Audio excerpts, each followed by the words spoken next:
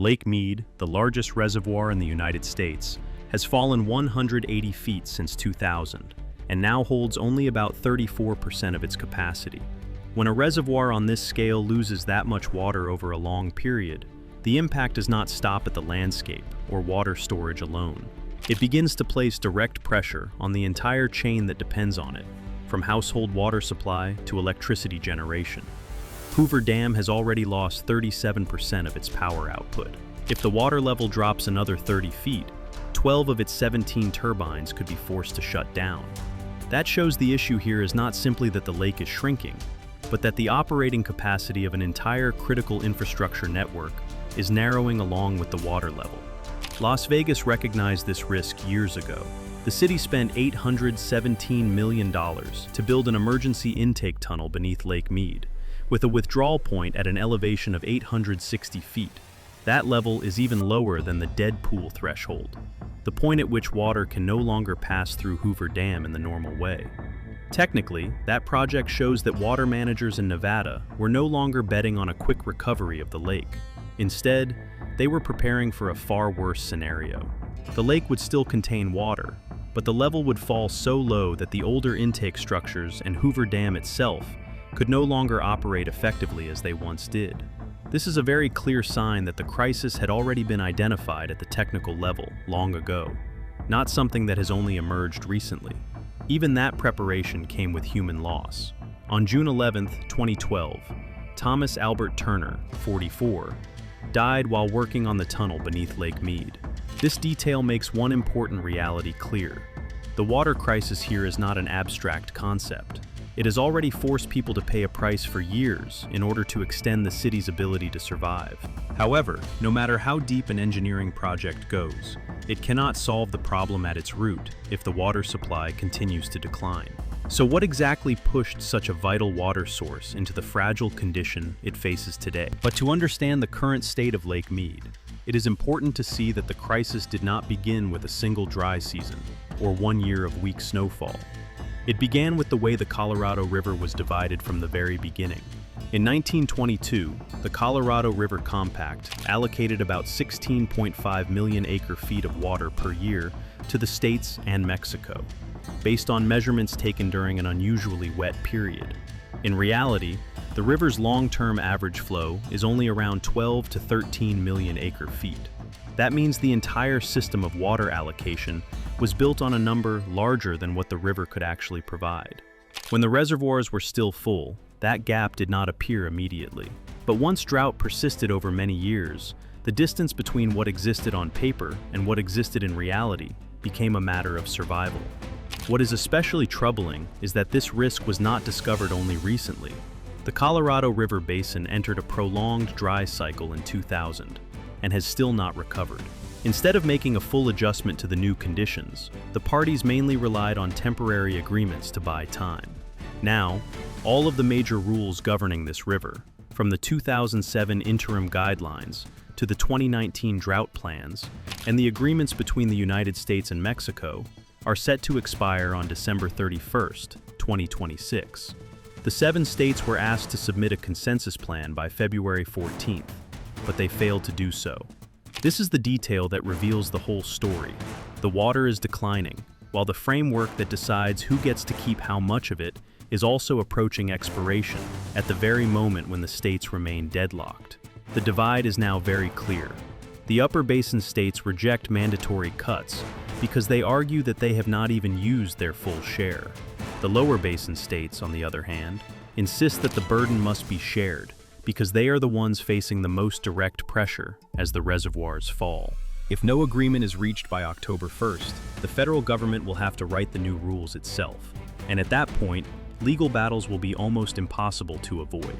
By now, one thing becomes clear. Nature is weakening the water supply, but it is human delay in correcting old mistakes, along with narrow local interests, that has pushed this crisis to the edge of danger. The deadlock over new water sharing rules is only half the problem. The other half is that the actual water supply is still continuing to decline, and once the input weakens, the entire chain that depends on it begins to collide in a very clear chain reaction. In 2026, Snowpack in the headwaters of the Colorado River Basin reached only about 55% of normal. The forecast runoff from April through July into Lake Powell is only 38% of average, a shortfall of roughly 4 million acre-feet. That means Lake Mead is not only losing water because of years of use, but is also receiving less water from the very source that feeds it. Once the largest reservoir in the system keeps shrinking while the headwaters cannot provide enough to refill it, the pressure does not stop at a lower water line. It begins to spread into electricity, operating costs, and the ability to maintain stability across the entire region. Hoover Dam is where that chain reaction becomes most visible. If Lake Mead falls to an elevation of 1,035 feet, 12 of its 17 turbines will have to shut down because they were not designed to operate at such low water levels. At that point, the dam's power output could fall from about 1.34 gigawatts to 382 megawatts, a drop of nearly 70%. This is not a minor technical detail. It means utilities in Arizona and Nevada would have to buy electricity on the market at higher prices to replace the lost hydropower. And when electricity becomes more expensive, that pressure flows back onto the agencies that still have to pump, treat, and distribute the remaining water. Less water weakens power generation. More expensive power makes it harder to preserve water. From that point on, the crisis is no longer a straight line. It becomes a tightening loop. Its impact is already visible in many places.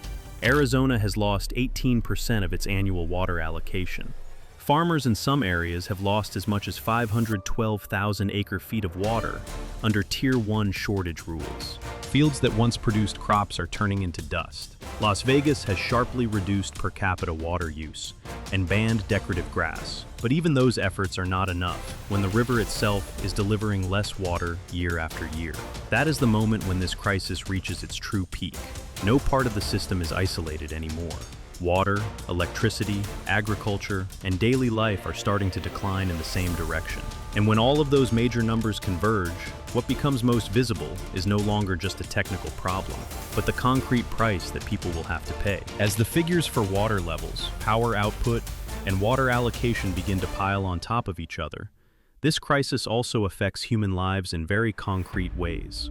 One of the heaviest details in the entire story is the death of Thomas Albert Turner, 44, from Henderson, Nevada. On June 11, 2012, he was working inside the emergency intake tunnel beneath Lake Mead, about 600 feet below the water surface, when part of the tunnel lining broke loose. A high-pressure blast of grout, mud, and rock struck him directly in the head. Thomas Turner was killed instantly.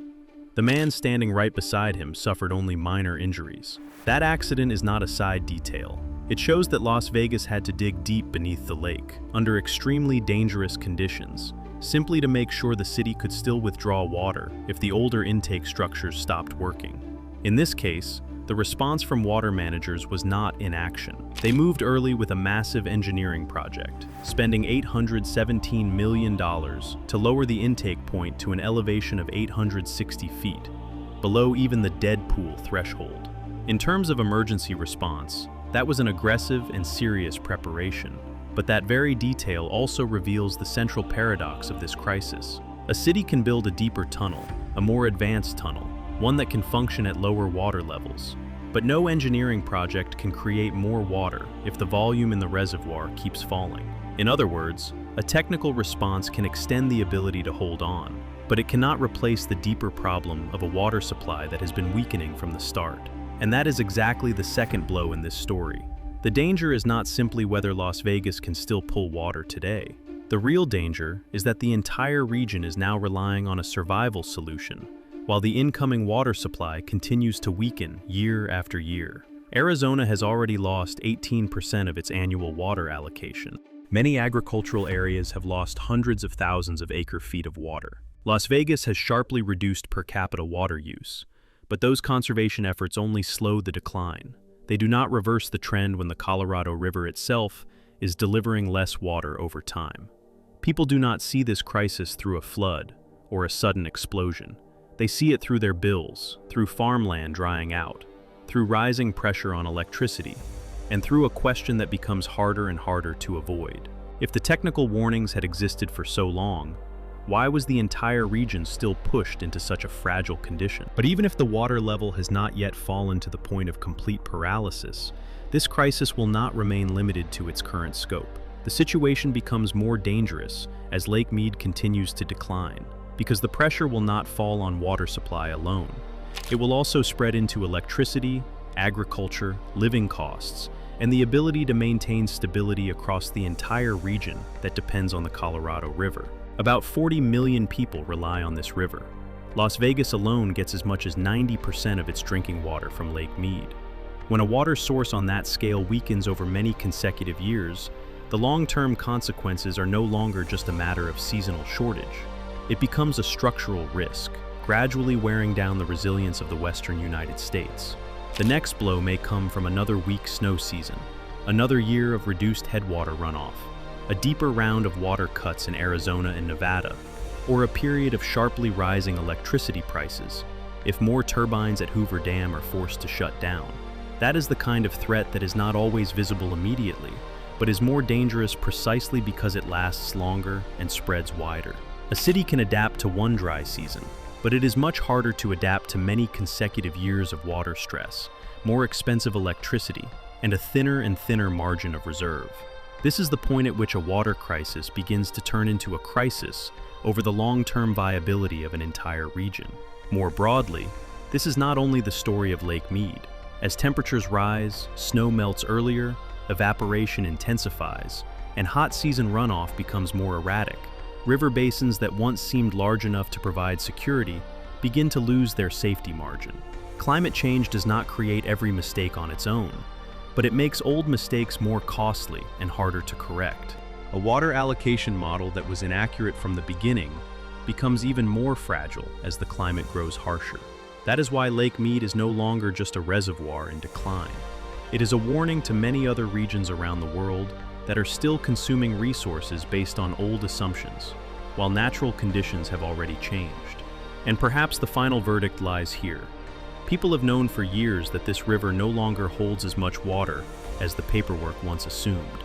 Yet for decades, most decisions were still aimed only at delaying the moment when real correction would finally become unavoidable. If you live in an area that depends on the Colorado River and you are directly feeling changes in water supply, electricity, or daily living costs around you, share what you are seeing in the comments. And if you want to keep following this crisis, subscribe to the channel for the latest developments.